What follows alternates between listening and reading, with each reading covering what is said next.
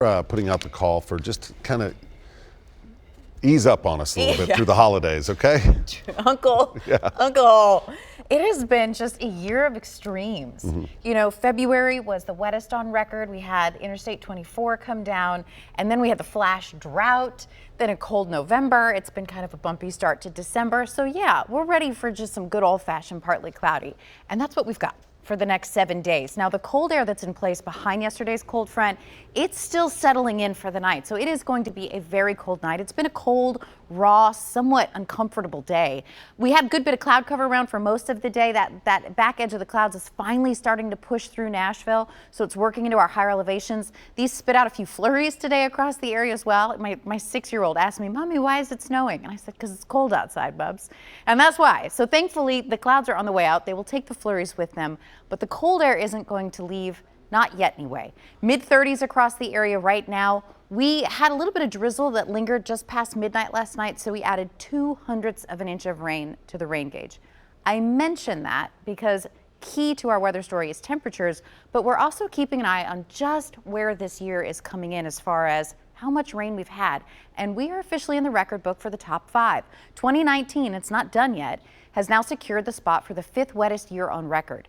The number 1 spot, 70 inches. That was back in 1979. Now, we're not looking at significant rain potential in the next 7 days, but we may log a few raindrops by next weekend, so we'll see if we can take the number 4 or even number 3 spot.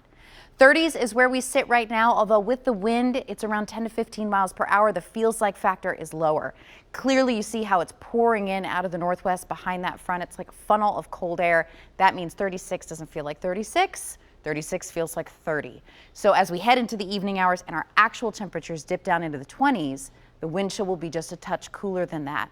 Thankfully, the wind will become lighter overnight tonight, but it's still going to be out of the northwest. And as long as we've got that air pouring in out of the north and northwest, especially since there's snowpack on the ground in parts of Illinois and Missouri, that will keep things feeling cool. The air almost felt kind of icy today when you were breathing it in and out. It'll still feel like that tomorrow, even though it'll be a much prettier day. So lots of sunshine coming out, mid-40s. That'll feel a little bit more comfortable. The wind will be lighter, so the wind chill won't have quite as much bite to it, but it's still going to be a kind of cold that seeps into you.